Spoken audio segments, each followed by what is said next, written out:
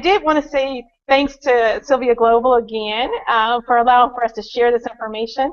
One of the great things is, I don't know if you all have noticed, but I've been popping up on the screen some of the websites that Natasha has been sharing with us. And so that's because, Sylvia Global has helped us figure out how to use technology to continue to share information with devoted moms all over the world. And so Map Dance is going to be my contribution. And I was going to try to find a link for it. But if you Google Map Dance, I'm sorry, it's Dance Map. So dance is in the activity, and map is in how do you find yourself. Dance Map, okay. Dance. And I've got the screenshot for you. I'm sorry. Okay. Anything else that you want to bring to our attention as we probably get ready to wrap up? Natasha? I'm sorry. Let's not, and I do have a couple more, and like Regina said, we will put those on the website, but just make sure that when you're reading with your kids or reading to them or listening to them, that you're attentive. You know how sometimes we can go and do other things and stuff like that.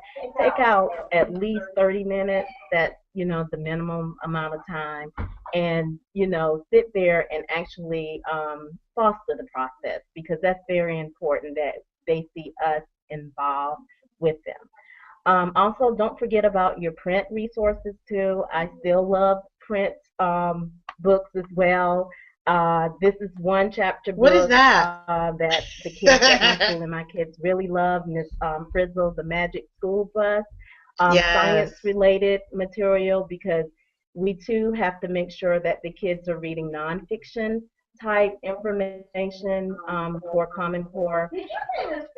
Miss Frizzle. Is it Frizzle, right? Yeah, Miss Frizzle. Oh my God! I grew up with her. Yes. So. I think that if Miss Social Services will definitely have some issues with her one of my nose. So, yeah. We watch the video. Yeah, she has not just the chapter books. I made Regina excited. yes, see that. See, I love it. But don't forget about print resources, because I still love a good old-fashioned book as well.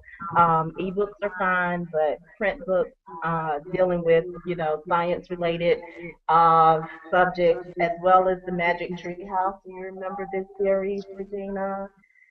Yeah, if you're talking about for the older people, yes. And it does give you the reading levels on the back of the books too, so you can know if this book is appropriate for your child's reading level as well. Diary of the Wimpy Kid. My kid loves these. Yep. These are actually middle school. Those are hot right now. Yeah, they're hot, but a lot of the elementary school kids love them. Again, as all parents should do, you should also read and make sure the book is appropriate for what you want your kids to read as well. And I'm just going to share a couple more. I just get excited. Geronimo Stilton, especially for boys. A lot of, like your Diary of the Wimpy Kid, Geronimo Stilton are good for boys, because boys tend to be our reluctant readers and stuff. So I try to get things that are, just, interesting for them, that I know that they'll read. So Geronimo Stilton is another character that boys tend to love, and girls love him too. So about a mouse, he goes through history and stuff and it does give them history as well. Oh, that's cool. I haven't heard of that one. Yeah. Also, comic book characters. Well, I shouldn't say comic book. That's the wrong term. Graphic novels. These are graphic novels. Excellent for your reluctant readers. as I just said, people think they're comic books, but they're not. They're not just superheroes. They have Right. graphic history, Mhm. graphic bios, on different people. So, go to your public library. These things are there. So, use your resources. Hey, Tasha and Okay. Natasha, just really quickly, for children who have challenges reading, the graphic novel is a great Yes. resource. And so the other day at the library, one of the things that Simi needed to get was a history book, and they Yes. had Egyptian focus on how the pyramid got, I mean, how the Pharaoh got to the museum, and it was all about the. It was a graphic novel. It was great. So that's really good for folks who have children that have special learning abilities. Exactly, I agree. And I ordered like the library that I took over didn't have any really, and I ordered a ton for the library, and I do or buy them, excuse me, for my son. But just in magazines, even your periodicals, Mhm.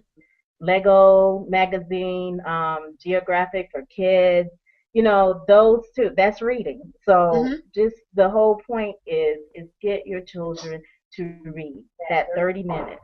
That's all you can allot for, 30 minutes a day. 30 minutes. Woo. And let me ask you just one quick question before we sign off, Natasha. What do you recommend for a child whose reading level is kind of high, but with some of the books they're too, they're too advanced as far as the subject matter for that age? What would you recommend for a child in that situation? Or she might have stepped away. So, She's on her way back to answer oh, that okay. question about the reading level being really high, but the content level being a little inappropriate. So what do you recommend for a child in that situation to read? Um, I would recommend, something in the media, in the middle, or either get some nonfiction books like animals, Nonfiction. Okay.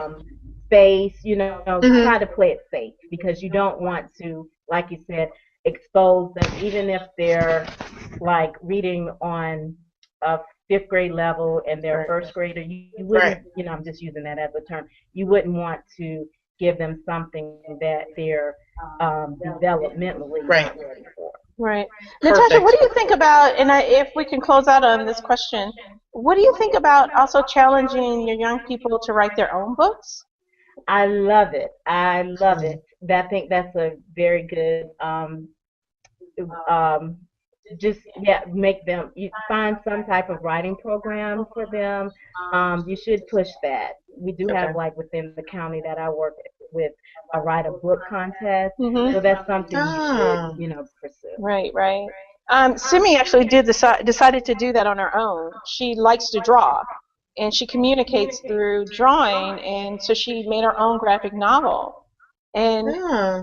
and her teachers were like almost in tears at the thought that she was doing this. But it made me think about like that also increases for the other children in my life. They get to talk about working on their comprehension skills and being able to relate a story. They're in camp right now. What Right. happened at camp, what could have happened at camp, so that they can do some fiction and some nonfiction even. That's appropriate to their skill level. And Right. I would also too, if you can't find a way to publish it, so she can have that, and she Hmm. can look back and say, "Oh, I did this at third grade," and so she can continue. So that may foster her love of just, "Oh, I want to become a publisher, a writer, or Mm-hmm. something." You get what I'm saying? So Ah. I would even Right. figure out ways to kind of publish it, make it Right. look, more We're professional. actually going to scan it, make it a Yes, PDF, and yes, email it to her teachers over the summer. So exactly. that's something that she's Yay. decided that the project she wanted to have it done by the time school was over and was really upset that she wasn't. So then we talked about alternatives to sometimes when we have goals, we have to adjust them. And then to think that she was going to send an email to her favorite teachers was exciting. But I just want to thank you, Natasha, for all of your wonderful knowledge and sharing with us a little bit about being a mother of multiple.